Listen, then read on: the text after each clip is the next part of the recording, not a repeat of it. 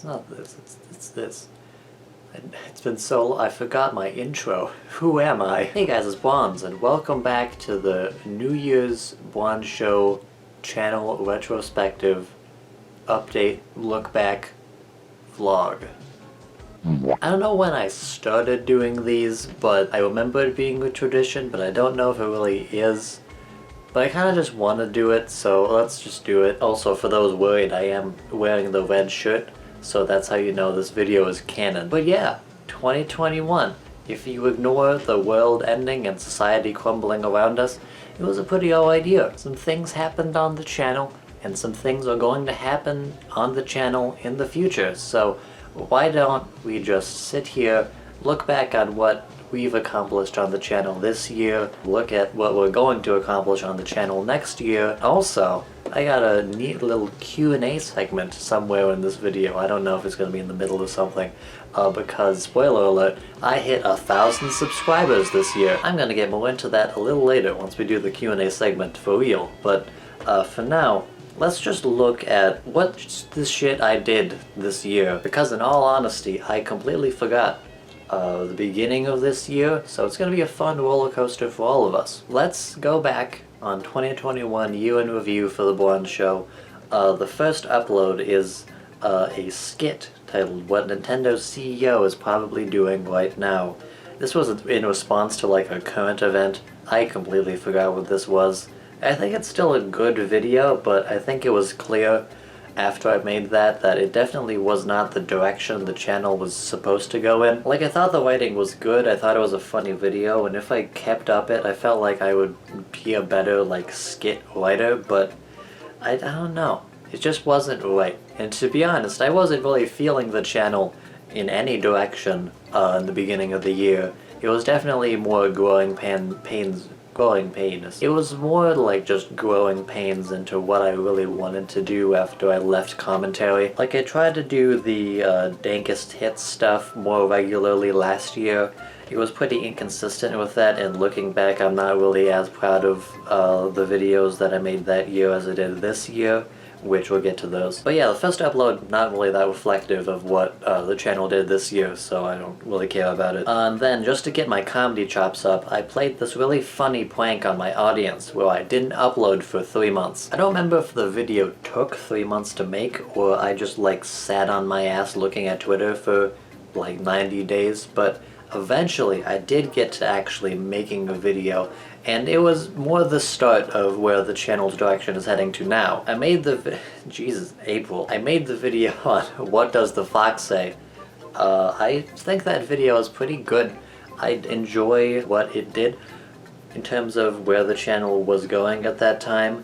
I personally would have made that video a lot differently knowing what I know now about making these types of videos, but overall it's a quality video, and I think it honestly pushed the channel in a really good direction. And to be honest, I was doing pretty well, because the next video, which was on Ray William Johnson and Siva Gunner, it got 1,000 views. It really hit like a sweet spot in terms of like using a fan base to promote the video naturally. I'm sorry if I'm not like being funny. I like the stuff I made this year. I can't really make fun of it too much. What I can make fun of is that fucking thumbnail. Jesus Christ. So the Can Your Pet video, fun fact, the creator of Can Your Pet actually commented on it like a month ago, which, thank you.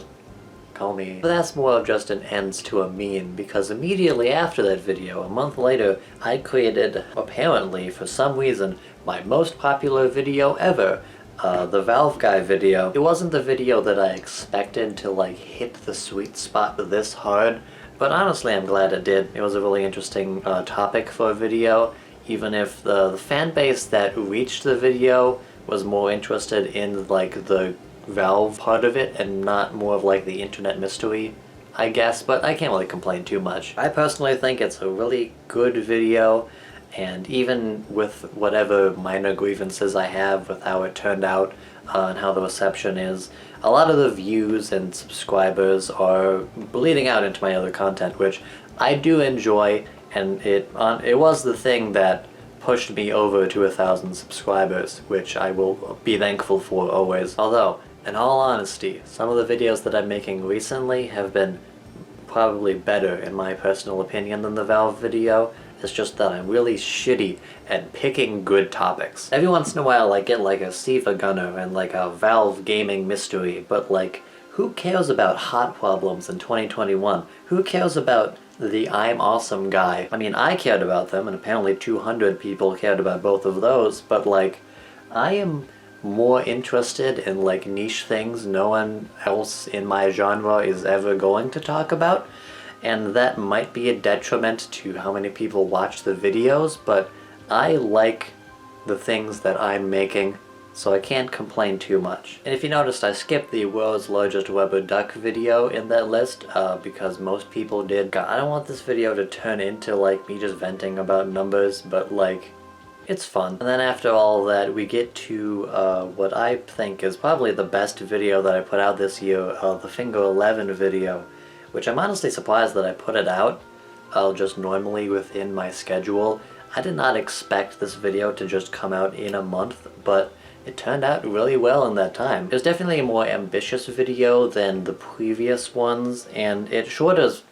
It is not shorter, actually. It is close to 20 minutes long of perfect, pristine content. But yeah, the video is good just like personally in terms of content, and it's also good for sort of showing where the channel is gonna go in the future. This may seem like a big announcement to put in between this random update video, but I am officially coming out as a music nerd. I don't know why, but like, end of 2019, I just started to get really big back into music, and it's been just exponentially growing from there. And thankfully, I already had a series that was looking into like songs associated with internet culture, so I could pretty easily just connect my new love of random obscure music shit into my channel. Thankfully, the type of music nerd that I am becoming is less of a neutral milk hotel and more of an Eiffel 65. Music connected to internet culture has always been more interesting to me than just general music itself,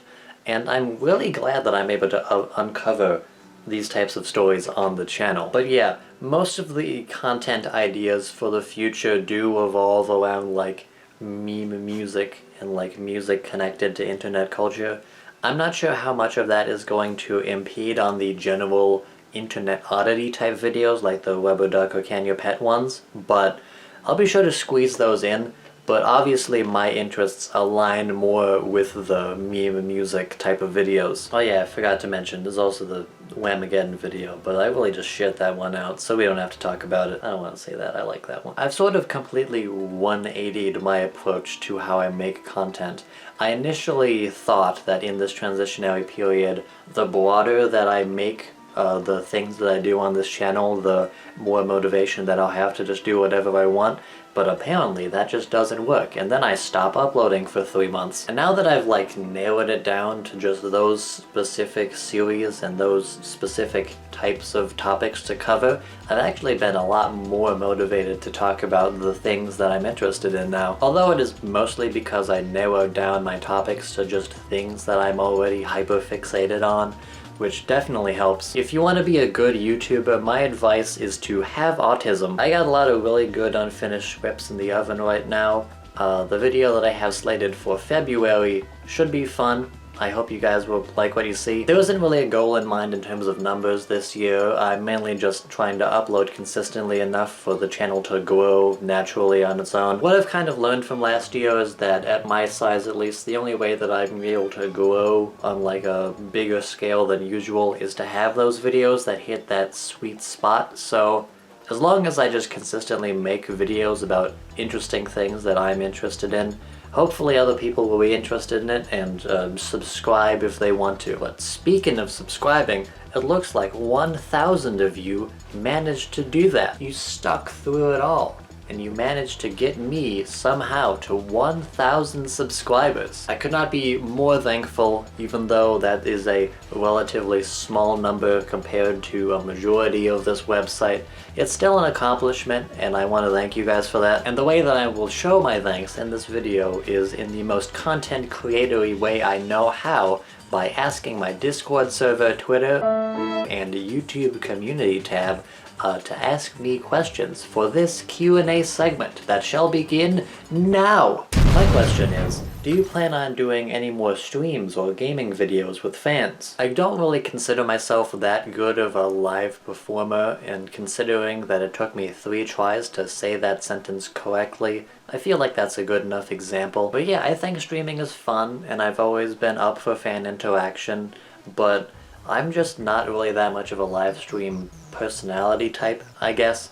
I do want to stream more, but if I do, it will be rising up from never to a little bit. When are you bringing back Bwon's vlogs? When are you thinking of a second joke? When are we gonna bring back this classic series? Of course, referring in the picture to my old Bwon's vlog series. You think that I was gonna call you out on tape right here live in front of 1 million people? What are your favorite movies? I'm gonna be honest, I don't watch movies that much anymore. I just don't really see a reason to. When I was a dumb little baby, I was a lot more into watching movies recreationally than I am now as a dumb large baby. Like when I was a kid, it was just SpongeBob movie, robots, and that's it. I don't want to get more into the movies that I liked as a kid because as a retard, personally, it was strange. Pretty much every movie that I saw for the first time around that age range was like the greatest movie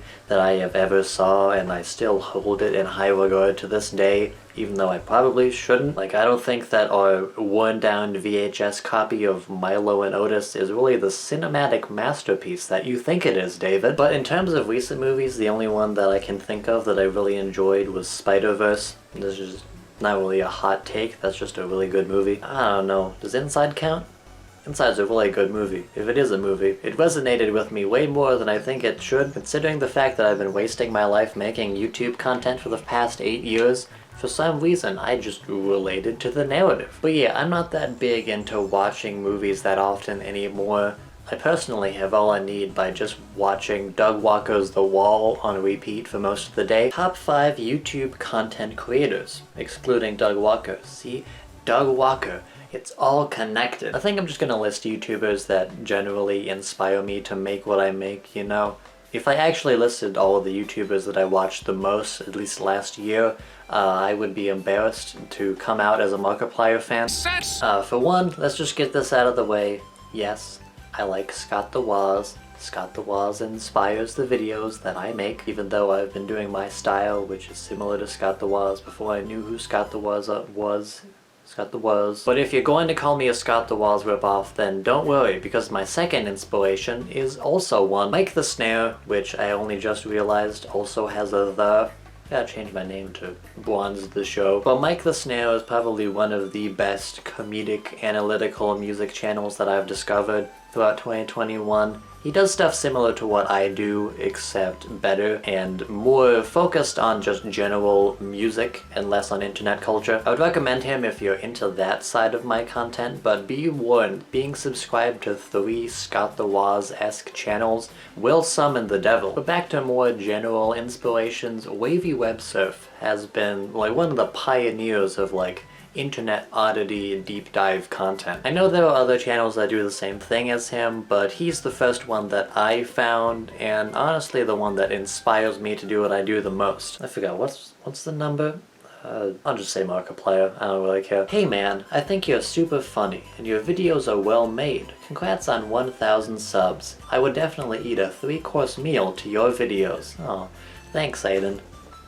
But that's not a fucking question. What are your thoughts on Gold Show and Silver Show? God, if I was like a better YouTuber, I would make those like characters on like my show. Like Gold Show would be like my Darkiplier.